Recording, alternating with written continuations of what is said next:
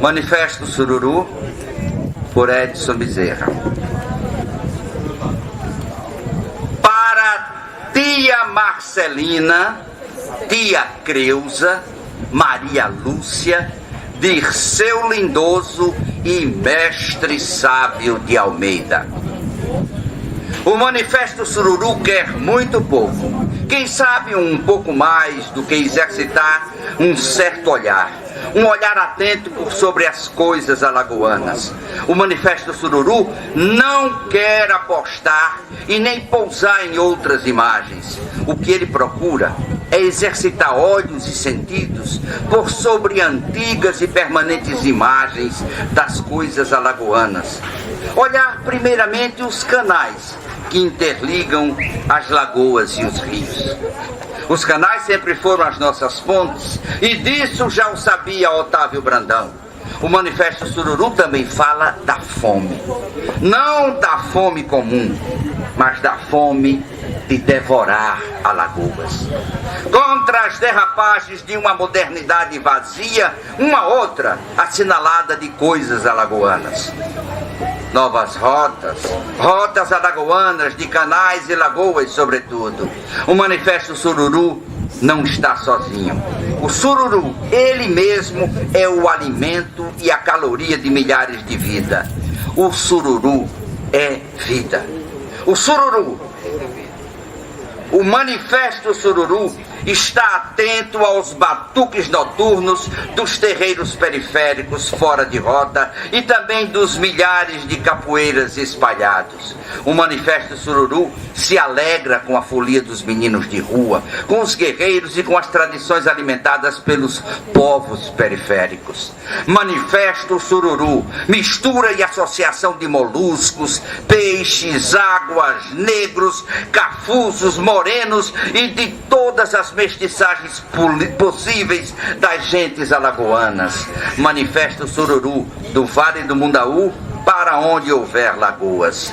Suas heranças são imagens, suas comidas e seus pais ancestrais. Assim, Calabar é nosso, e sobretudo Zumbi dos Palmares, migrantes deslocados da colônia central. Penso em imagens alagoanas, o olhar a cidade de nossos mirantes. Os mirantes são os nossos planetários. Dos mirantes se avista a lagoa, o céu e o mar. Dos mirantes. Ali poderíamos comer, além de tapioca e beiju, outras coisas da vida. O Ronaldo Lessa, que estava no seu governo, ele estava retomando a produção de uma identidade alagoana. Correto. E estava todo mundo produzindo muito. E várias pessoas queriam escrever um manifesto. E eu tive a felicidade de escrever esse texto, que é um texto que eu estava fazendo na tese de doutorado, estava dialogando muito com a literatura alagoana, com a estética alagoana, e conversando muito com as pessoas. Sábio de Almeida foi um cara, por exemplo, que disse para mim que o romance mais alagoano de todos os romances não era Vidas Secas, era Calunga. Da Bahia eu li Calunga, né? Correto. E comecei a ler também Otávio Brandão, né? E Jorge de Lima, comecei a ler essas coisas, né, das poesias de Jorge de Lima, ver filme do Celso Brandão, né, o Gata Sururu, e cheio dessas imagens de água, tudo que eu lia a palavra em águas. Foi quando eu de repente comecei a escrever um texto, e esse texto não é como esse texto está agora, é um texto que dialogava com a literatura alagoana, Otávio Graciliano Ramos, Jorge de Lima e outras pessoas. De repente eu tirei essas pessoas do texto, ficou um texto nu, cru. Que é aquilo que ficou. Que eu lamento muito, porque essa escrita era uma escrita muito importante, a primeira escrita, né? Estavam ali as minhas marcas, as influências que eu sofri, né?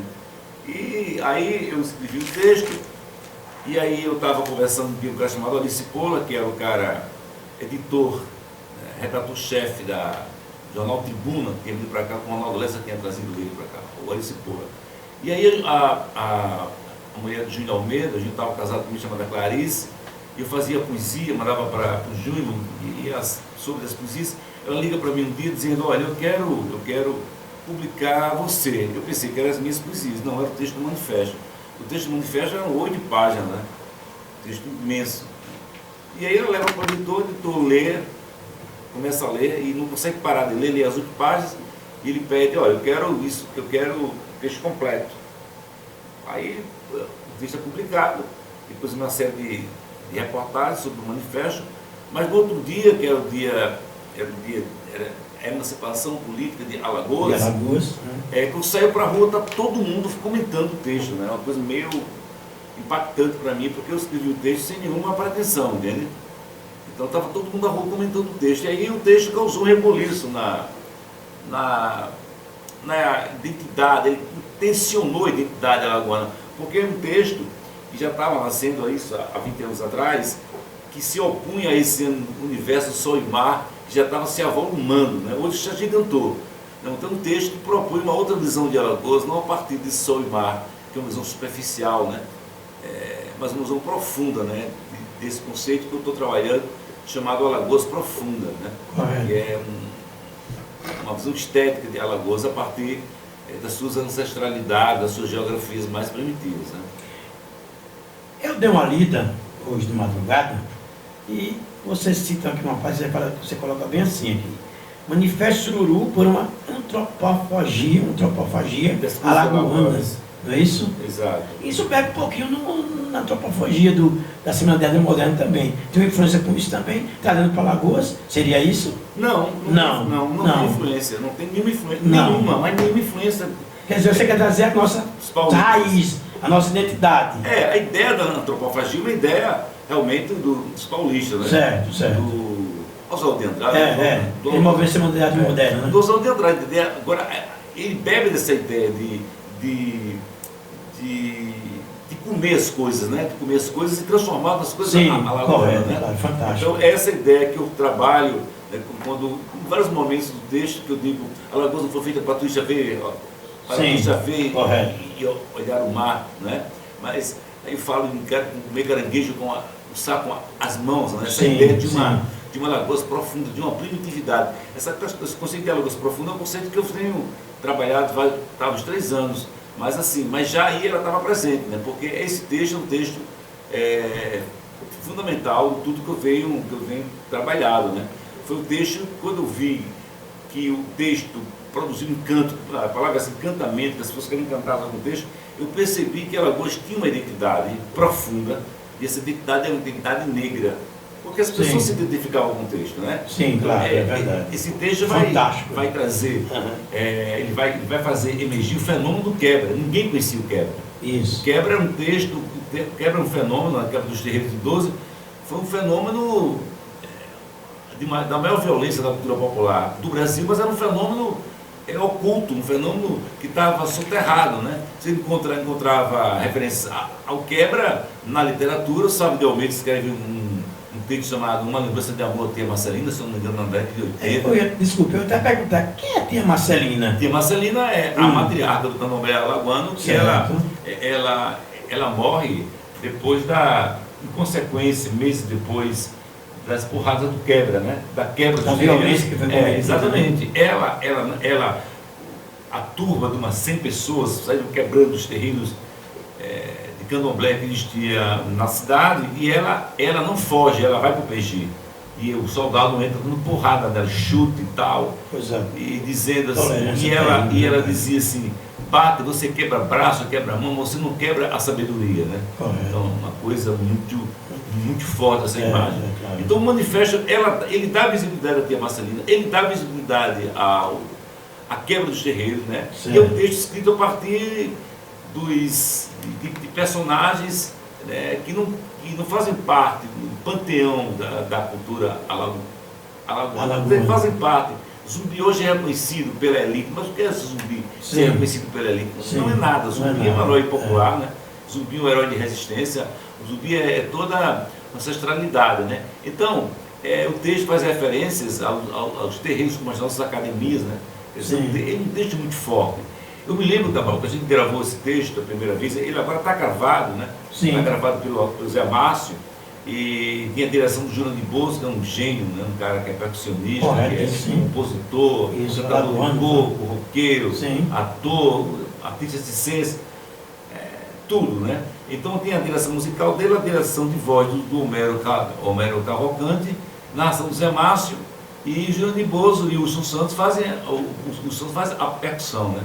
Então, assim, mas quando ele foi gravado a primeira vez, foi gravado pelo Zé Márcio.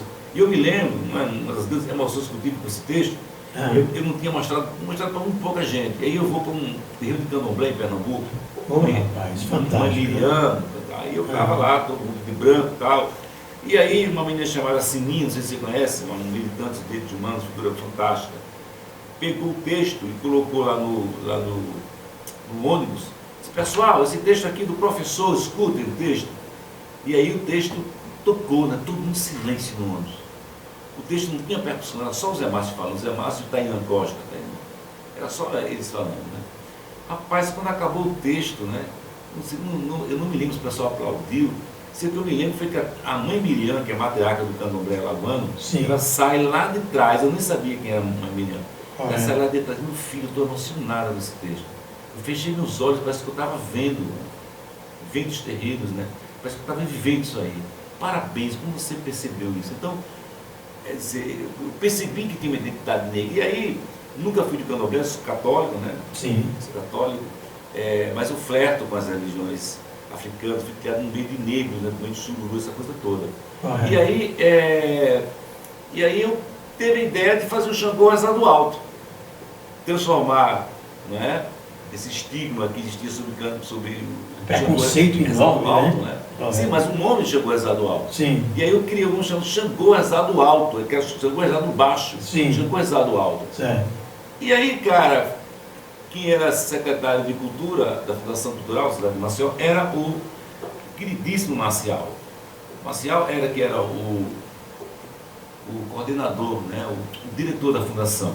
E o vice-diretor era o Clébio, o professor Clébio Araújo, o professor da Uneal. Correto. Eu chego para o Clébio, falo da ideia, chego para o Marcial, falo da ideia, eles toparam a ideia. Então a gente fez o primeiro Xangô rezado alto em 2004, por aí. 2004. Você tem uma ideia, Gabriel? Eu discuti com os pais de santo para o nome ser Xangô rezado alto, que isso que Xangô rezado baixo.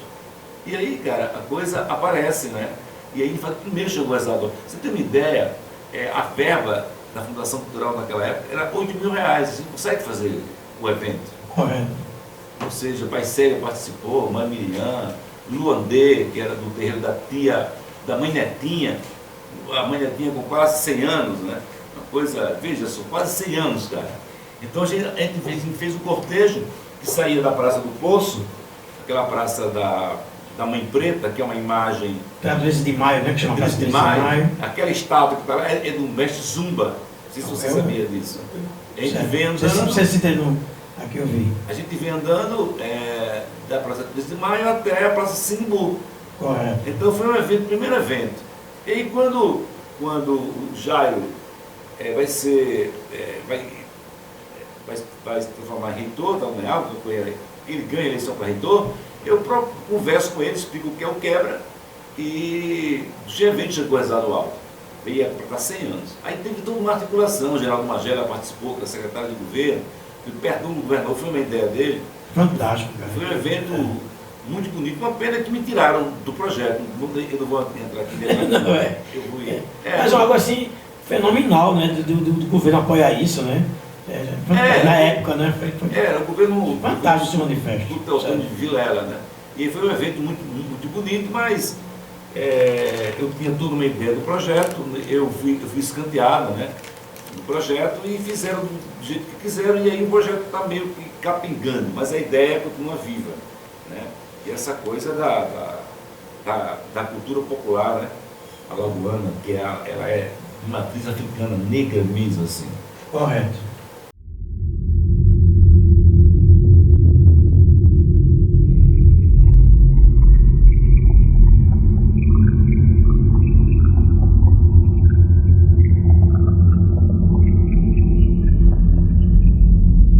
Quem foi Otávio Brandão, o grande público que está nos ouvindo?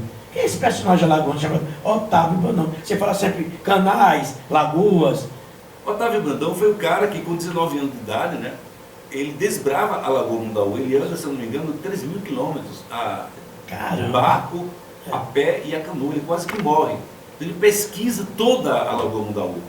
Ele pesquisa durante não sei meses e meses, há 19 anos de idade. Qual a pesquisa era em que sentido a pesquisa? Em cima de quê? Em todo sentido, levantando a fauna, a flora, os acidentes geográficos, tudo ele descreve em detalhes. Né? Na verdade, é uma grande poesia. Otávio Brandão se torna um militante político, né? É um estudador do Partido Comunista, do PCB, né? E ele sai de Alagoas, inclusive corrido, né? Com risco de ser assassinado. Meu Deus! Então é um gênio, né? Então ele, para mim, Otávio Brandão, ele é o fundador de uma estética alagoana. Otávio Brandão é o fundador de uma estética alagoana. Certo. Ou seja, se o Jorge de Lima escreve Calunga, que é o romance mais alagoano, esse Calunga não seria escrito, ou seja, ele não seria escrito sem Otávio Brandão. Caramba! Porque...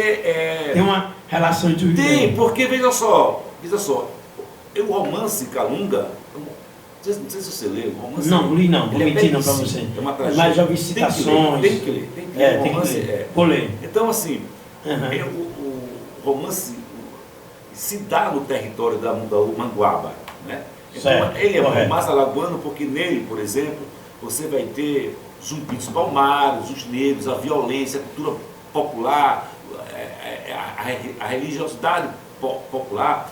Isso vai ser ambientado no território da Mundaú, e ele cita isso em detalhes. Mas quem é que vem antes dele? É Otávio Brandão. Então é como se o Jorge de Lima se debruçasse sobre a estética do Jorge Brandão, a estética do Otávio Brandão, né? E o romance se dá nesses espaços, né? Então, assim, é muito importante, né? Essa coisa do Canais de Lagoas, que é um livro escrito em 1919. Fantástico. Né? E é uma coisa imortal, é um texto, porque são uns textos para, se você quiser entender Alagoas, é Otávio Brandão.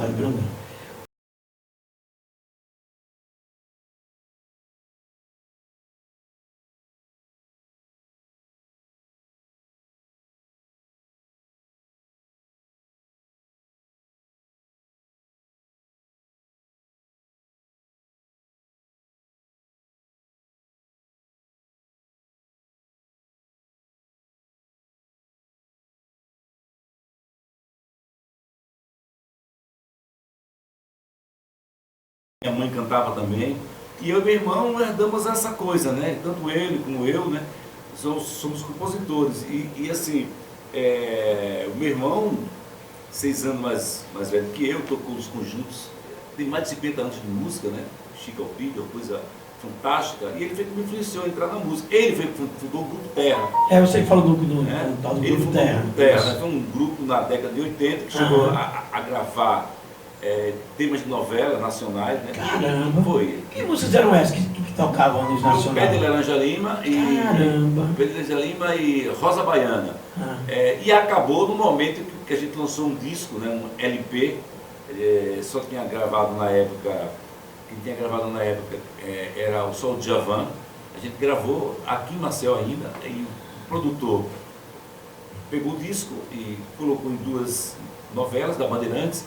O grupo acabou exatamente no momento que ele chegou com um contrato, queria assinar um contrato com a gente, para a gente passar 1 ano viajando em todo o Brasil. Caramba. Todo o Brasil, aonde a Bandeirantes tivesse estação, a gente ia fazer show, ou seja, 1 ano, contrato para gravar 4 LPs, a gente viajar por todo o Brasil, ganhando um cachê durante 1 ano, e o grupo acabou nesse momento, porque a gente tinha que sair do estado, e as pessoas que ocupam terra, que era o principal cara do Terra, que era o meu irmão, não quis deixar o emprego no Tribunal de Contas.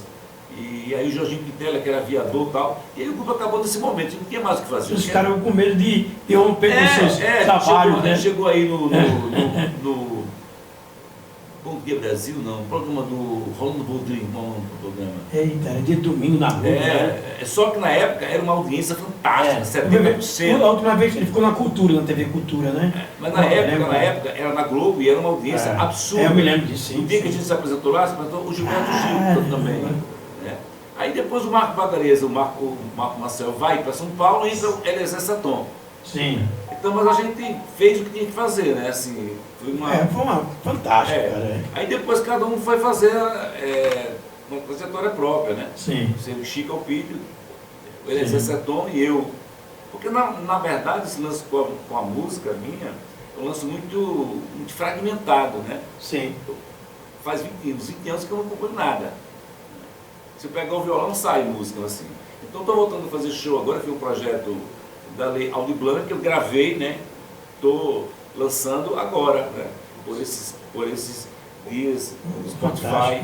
Mas assim, é um trabalho feito, né? Então, muito bonito, mas assim, eu destacaria desse trabalho o Ricardo Lopes, puta guitarrista, né? Sim. Meus músicos tocam em qualquer lugar do mundo, os arranjos são dele, né? Descobri essa música Amores. É dele, o arranjo é dele. Não, o arranjo é dele, o arranjo é dele, sim. O violão meio flamenco, né? Ele é um monstro, é um guitarrista, violonista e arranjador, né? Ele é um monstro. E essa música? Qual o contexto dessa música, vamos dizer assim? Por trás de tudo, é uma música depois da minha primeira separação, né? Sim. E aí eu compus várias músicas sobre esse coisa, né? Sobre esse olhar, sobre essa realidade. Sobre intensidade dessa emoção. Sim. O Amores fala de um amor que acabou, né? Foi tanto amor que acabou como lágrimas na chuva, seca os rios, né? Música lindíssima. Com sonhos, né? Essas coisas. Essa coisa, né? Então, na verdade, eu tenho produzido nos últimos anos uma forma. Tem brotado de mim crônicas, contos. Só falta fazer um romance. Peça de teatro eu tenho escrito, embora nunca tenha sido montado. Estou fazendo contos infantos juvenis. Fantástico. E sempre uma peça que eu escrevi chamada Baleia. Baleia não morreu ali, né? Baleia vem para a cidade. Então, na verdade, o que falta fazer é um romance. Já está na minha cabeça, não consigo sair. Chama-se O Misterioso Sumiço do Cadáver, que é um romance que eu estou imaginando que o cadáver do governador morre, né? E enquanto estão preparando o corpo, falta a luz e o cadáver some. E aí é isso, mais ou menos essa coisa que eu tô pensando, sabe? Não, diga, um dia sai, diga. Um dia sai. Sim. Não adianta forçar não, né, cara? Não adianta, bicho. Eu tento, mas fica superficial. Eu não consigo pegar o fluxo da escrita nisso. Né? Então eu tenho escrito contos infantos juvenis, todos voltados para Alagoas, né? Moleque Namorador. Personagem incrível, né? Moleque Namorador, João Urso em cima do livro de contos do Breno Cioli. Breno Cioli, o escritor. Sim. Santana do Ipanema, você tem uma ideia, o conto João Urso está não sei se uma universidade dos Estados Unidos, incluído na seleção de 100 contos mais importantes de todos os tempos. 100 contos. João Urso. Um cara chamado Breno Cioli, de Santana do Ipanema, esse cara se suicida com 54 anos, era um gênio, médico, morou ali na ladeira da catedral. Sim. E completou 100 anos agora, se não me engano, agora 100 anos do nascimento dele. Então é um cara genial. Os contos dele são ambientados entre Santana do Ipanema, Maceió e Rio de Janeiro. Contato de Grimm, por exemplo. Né? O Contato de Grimm é um conto que ele escreve sob a influência da Avenida da Paz, a praia da Avenida Jaraguá, aqueles ambientes e tal. Então, assim, existe uma Alagoas muito forte, sabe, Cabral? E a minha observação, que essa Alagoas forte, ela é soterrada por um imaginário de sol e mar. Sim. Somos colonizados, né? Então, na verdade, o imaginário de sol e mar é uma grande colonização. Grande comércio, uma grande indústria turística. Mas é uma grande colonização nossa. Né? Essa Alagoas profunda das praias, ela está escondida. Essa é a ideia. Por que você diz colonização? Porque somos colonizados, cara. Somos colonizados. Sim. Somos colonizados pela Salgema, pela Braskem, somos colonizados na região norte. Pelo turismo, né? Somos colonizados, assim, né? Somos explorados. Né? Sim, entendi. Onde é que está a cultura popular nessa coisa? Não existe. Um elemento que você levantou importante dessa colonização, cara, eu conheci São Miguel dos Milagres. Ia lá, tem muito dia esse bonde. Os caras mudaram o nome para Milagres. Quer dizer, você mexe na identidade de um povo, da religião católica. São Miguel do Milagre, aí bota Milagres. Aí eu perguntei a um amigo meu, eu disse, o cara não todo chique, eu disse, rapaz, eu vou no feriado, eu vou para Milagres. Eu achava que Milagres era outro lugar, né? Outra cidade do Brasil. Impressionante. Aí agora é Milagres. Quer dizer, tudo caro. sei não, é uma coisa horrível, você diz, a tal da colonização. Cara, existe mesmo, de fato mesmo, você falou. É como se você não tivesse Alagoas. Isso. Eu me senti mal, porque eu me senti mal. Eu me senti mal, porque eu me senti mal vendo os turistas. Eu digo, quem é esse povo que nos invade, que nos explora? Então, assim, olha aquilo que é bonito. Pô, ó, você tem uma ideia? Eles mexeram dizer que mexeram com a ecologia é pouco, mas detalhes assim. Os peixes fugiram de noite das praias por causa da luminosidade. Sim, verdade. Correto. Então, assim, é uma coisa assim, é de uma violência. De uma violência simbólica, assim, absurdo. Aí você estava falando aqui, comparado com Pernambuco, esse fenômeno existe em Pernambuco, existe, mas lá tem uma cultura popular fortíssima. Isso. Uma elite que curte a cultura popular. Essa elite daqui é uma elite de baixo nível cultural, né? Então a nossa identidade, ela nasce sob o fluxo, nós nascemos sob o fluxo da violência, né? Sim. Do mando, da Casa Grande Senzala, né? Violenta, o engenho de açúcar, né? Ela é violenta, uma elite que é violenta, ela é excludente do baixo nível cultural. Essa a nossa elite. E aí o que nos salva é a estética, entendeu? Sim. Você tem uma estética alagoana fortíssima em todos os sentidos, entende? Eu queria que você voltasse. Eu vou citar alguns personagens, você vai dizer, resumozinho dessas figuras que as pessoas não conhecem. As pessoas não conhecem a nossa história e os nossos personagens fantásticos. Uma coisa que eu achei que eu vi aqui é que você colocou aqui. Uma partezinha aqui do texto você colocou. Cidade, aqui, história. Que história é essa? Terra dos Marechais. Aí você colocou Cidade da Restinga. Né? O Coco, do Coco, Zumbi. Você já falou da tia Marcelina. Aí você falou, eu queria que você falasse alguns rapidinho assim. Celso Brandão, Jorge de Lima, o Zumba e Deodato. Porque as pessoas não conhecem. Eu posso conhecer porque a gente Celso Brandão é o que é da linhagem. O público que está nos ouvindo. Está entendendo? Celso Brandão está na linhagem, ele é parente do Otávio Brandão, né? Correto. Faz parte desse grupo de intelectuais, né, que a família Brandão produziu. Você tem vários intelectuais, né? Theo Brandão, Celso Brandão, né? Essas coisas todas, né?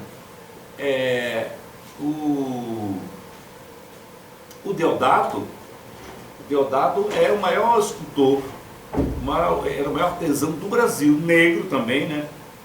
Negro também. Tem uma coisa do Deodato que é bem interessante, eu estava entrevistando o Deodato, quando chegou aqui, uma figura fantástica, um contador de histórias, um cara, quando ele abria a boca, ele falava coisas, contador de histórias, né? Um narrador de histórias. E aí eu estava entrevistando o Deodato, e tem um momento que ele disse que passou no concurso para ser professor da USP, né? Professor substituto na USP. E aí ele disse assim, e aí pediram que eu mostrasse o meu currículo, o meu diploma.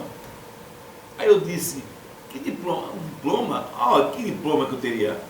O único diploma que eu tinha era do meu curso de alfabetização com a Preta Salviana. Aí eu disse, Salviana? Quem é essa Salviana? Uma que morava ali no Alto da Saudade, na Praça do Martírio. Eu disse, Salviana é minha avó. E quando eu disse que ela era minha avó, o nego chorou, cara. Pô, rapaz. Chorou assim. Essas Então, histórias. assim, então o texto ele é mapeado. Qual foi as outras figuras que você falou? Deodato, Celso Brandão, o que mais? Você fala Zumba. Celso Brandão, Jorge de Lima, Zumba e Deodato. Você já falou do Deodato, né? O Zumba. O Mestre Zumba, né? Mestre Zumba é o maior artista. Eu acho que o Zumba seria, sem querer exagerar, eu acho que o Zumba foi o cara que mais pintou tela no mundo, todos os tempos.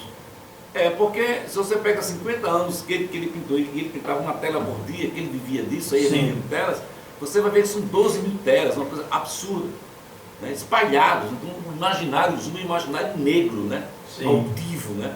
Então assim, ele pintou Alagoas como ninguém, assim, uma exuberância absurda. E ele é de Santa Luzia do Norte, né? Nasceu nos quilômetros de Santa Luzia do Norte. Sim, verdade. Então ele faz parte desse imaginário lacustre, né? Então esses personagens que eu cito aí, são todos eles ligados a essa territorialidade lacustre, né? Por exemplo,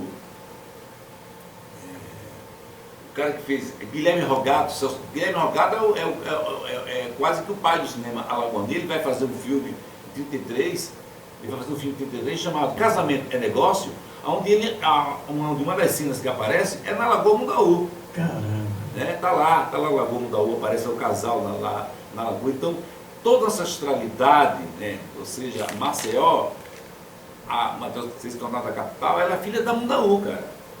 Porque é pelas lagoas, né? Que você vai, eu digo aí, como diz Otávio Brandão, os nossos canais são as nossas pontes. E você cita aqui, desculpe já interrompendo, você fala que a Mundaú é uma questão de Palmares, né? Do quilômetro dos Palmares, né? Toda essa. Você está ligado, faz parte desse o Rio Mundaú que vai até lá. Exatamente. Né? Certo, o Otávio Brandão, essa observação. O Otávio Brandão fala Mundaú, Rio dos Negros, São Francisco, Rio dos Brancos. Isso o colonizador entra pelo Rio São Francisco. Sim. E o Mundaú, o Vale do Mundaú é o Vale do. Claro, vai embora, de né? Palmares. Né? Por exemplo, os negros fugiam de Santa Luzia do Norte por dos escravos. Eles iam pelo Rio Mundaú, que ele deságua em Satuba, eles fugiam para Palmares pelo Rio Mundaú, por aquela região. Então, uma região riquíssima. De cultura, e essa região ela é apagada pelo imaginário do sol e mar. É verdade. Você sabe quantas lagoas tem Alagoas, Gabriel? Tem 100, né? Você sabe quantas lagoas tem Alagoas? Não, eu não sei que tem Jequié da Praia, Chute assim. Roteiro. Chute. Quantas lagoas tem? Tem umas 10 lagoas? 65. Caramba, né? O Jequié da Praia, 65 Roteiro, lagoas, são 65 lagoas. Fantástico. Então, até o nome do estado, Alagoas, né? Ele vai se tornando, Alagoas, ele vai se tornando aos poucos. Né? Aquele povo das Alagoas. Então, o pessoal se refere a essa parte de Pernambuco, aquela parte sul. Sul, Pernambuco, né? Sul de Pernambuco. Sul de Pernambuco. E aí, esse nome Alagoas começa a se avolumar. Sim. Até que ele se torna Alagoas. Porque o nomear uma coisa é alguma coisa muito sagrada. Né? O nomear, você dá nome a uma coisa, como se fosse o espírito soprando aquilo ali. Sim. Então, o reconhecimento. Então o nome Alagoas é um nome que vai se impondo por isso que você, a gente estava falando nessa questão da independência da Alagoas de Pernambuco, nós tínhamos uma configuração geográfica muito particular, entendeu? Uma configuração muito particular, que eram essas lagoas, entendeu? Muito bem. Vamos ouvir mais uma música sua, tá certo? Sim, que é uma outra coisa. Está falando aqui sobre... porque eu componho, né, um estilo completamente diferente. Eu me lembro que eu estava um dia com o Beto Leão e ele queria dirigir um show meu, ele pensava que eu cantava coco. Eu não canto coco. Um pouco de inveja de quem faz coco. Eu sou roqueiro e tal. E quando eu faço a música, são músicas românticas, né? Que é uma coisa completamente diferente da minha escrita, do manifesto, né? De tudo que eu faço. Que história é essa, Terra dos Marechais? Comente um pouquinho sobre isso para a gente encerrar a entrevista, vamos dizer assim, em momentos finais da entrevista. Veja só o texto, você tem que entender essa colocação. Certo. Eu faço mais do que isso, colocar o negro zumbi no lugar do Marechal, está no texto isso. Isso, está, claro. Porque o texto ele faz uma releitura da cultura alagoana, não a partir dos poderosos. Os Marechais é o poder. Sim. Então eu faço uma leitura da cultura alagoana a partir dos miseráveis, dos pobres, dos negros. Dos oprimidos, né? Dos oprimidos. Então é uma estética de desconstrução dessa estética oficial. É isso que eu estou propondo aí, colocar o negro zumbi no lugar do Marechal. Aí digo, quem sabe, né? Aí fala do zumbi, fala da Xangô, porque na verdade, se eu sempre pedir que eu declame 3 frases do manifesto, olha, faz 20 anos, eu não consigo fazer isso, não faz a minha cabeça decorar as coisas, né? Já seria um ator, porque eu tenho dificuldade em decorar tudo, né? Música e tal, sempre fui assim. Então é isso, essa proposta do texto do manifesto é uma proposta de desconstrução. Falar do manifesto, quem quiser assistir manifesto, coloca no Spotify, Manifesto Sururu, que está lá. Você conta também no YouTube também, você botar que aparece também no YouTube. Também no YouTube aparece também. Lá, né? Então é isso, né? Esse texto está rodando, né? Agora a gente gravou ano passado, lançou esse ano. Então é um texto que está aí, né? E brevemente eu vou estar também com as minhas músicas, né? No Spotify, né? Então é isso. Agradecer muito, foi um prazer. É um prazer nosso. Você está aqui. Tá aqui no seu programa, você é um batalhador da cultura alagoana e a gente mais é que chega perto, né? Obrigado. Tenha um bom dia. Bom dia para você, bom dia para todos os ouvintes. Bom. Valeu, Cabral.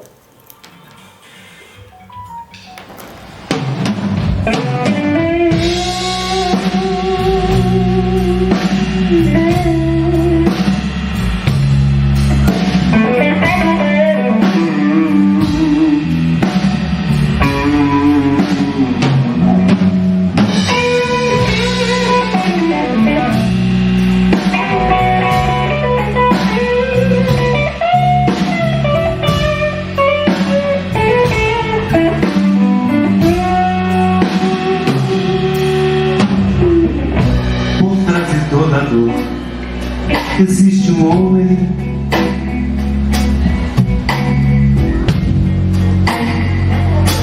milhões de homens com suas dores e seus amores vão, e seus amores vão. Por trás de todo amor existem os laços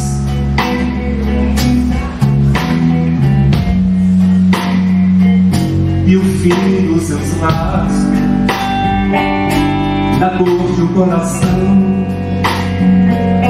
da cor de um coração,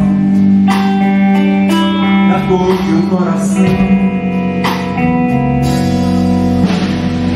Quando chega o amor, tudo é tão doce,